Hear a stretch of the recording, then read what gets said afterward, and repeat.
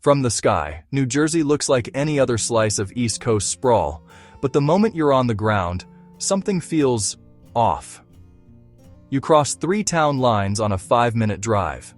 Your exit goes to a turnpike service plaza instead of a city, and somehow, you're not allowed to pump your own gas.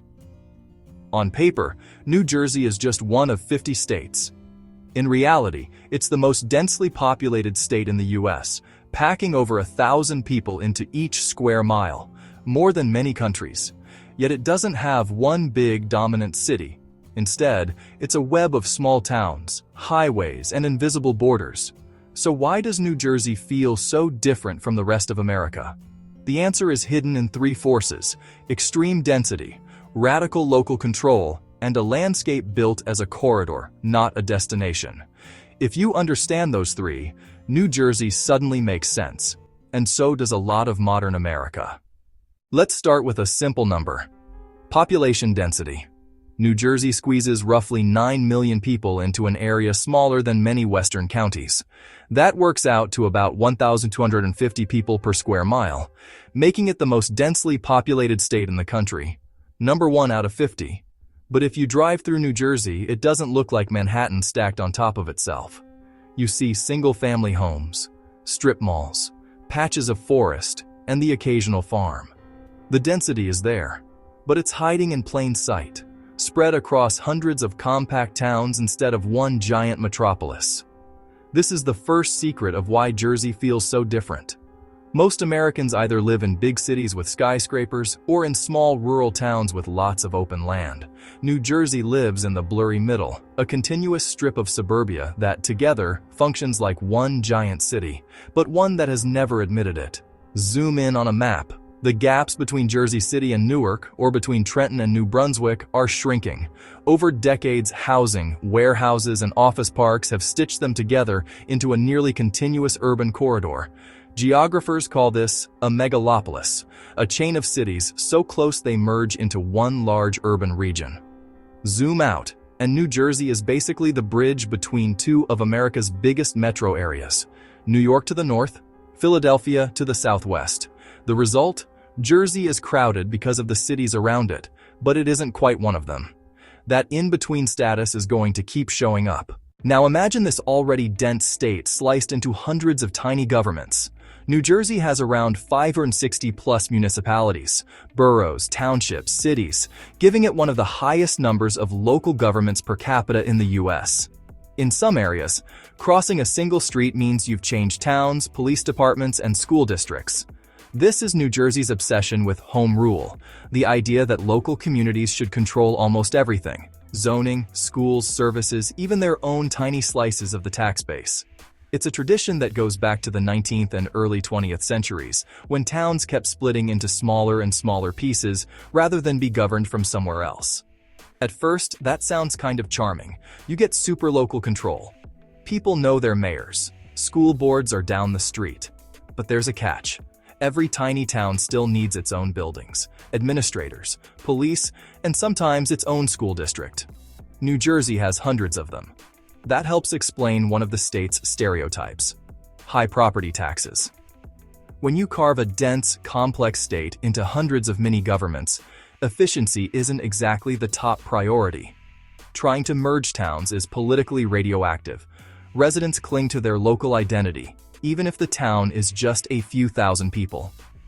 This is where Jersey stops feeling like the typical American state and starts feeling like a patchwork of city-states.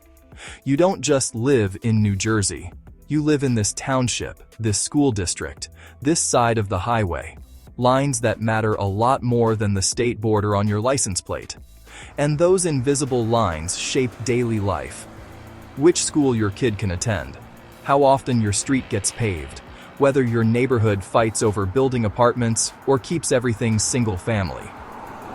In a place this dense, local decisions stack up fast, and the result is a state where driving 20 minutes can feel like crossing 3 different countries. If New Jersey is a puzzle of tiny republics, the highways are the threads that stitch them together.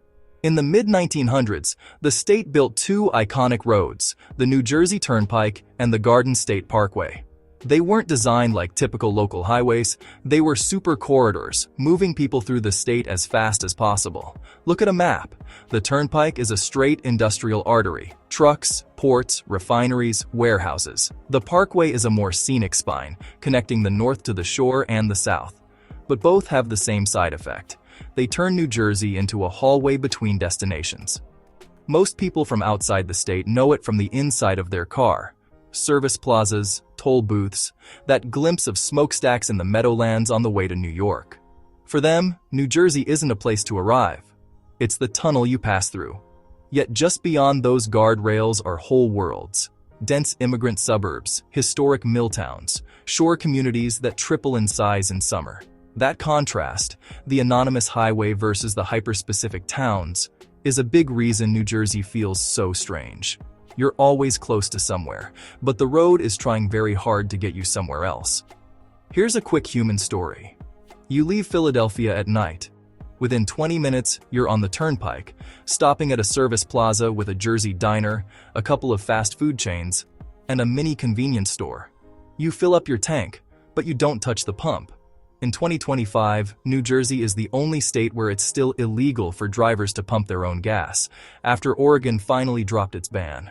That little moment at the gas station captures New Jersey's vibe. Familiar yet oddly rule-bound. You are in the United States, but you're also in this very specific micro-culture with its own habits, laws, and unwritten rules. Even the most boring errands feel slightly different here. So you have a state as dense as a city, sliced into hundreds of fiercely independent towns, crisscrossed by highways that treat it like a shortcut.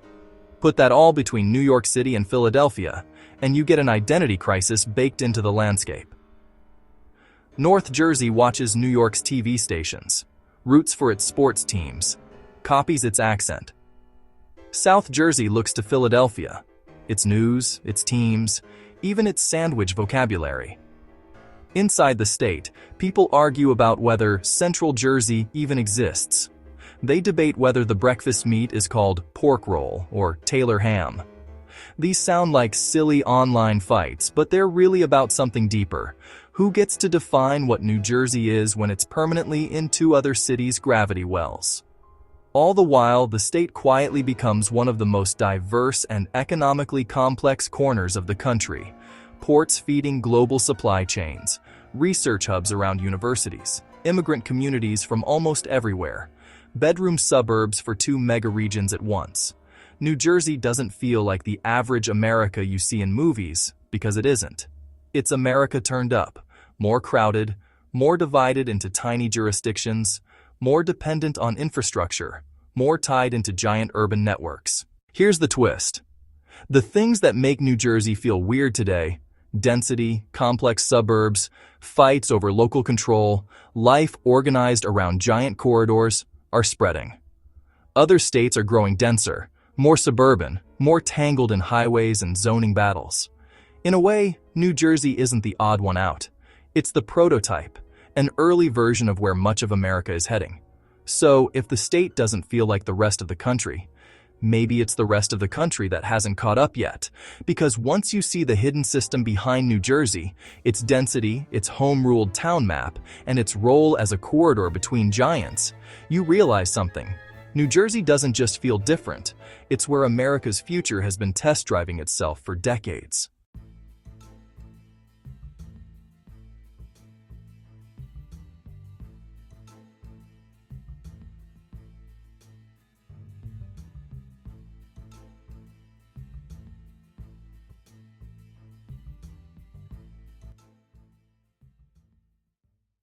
By the end of this video, you'll understand how New Jersey's extreme density, fragmented town map, and role as a giant corridor between New York and Philadelphia created a state that feels nothing like the rest of America, and why that might be a preview of America's future.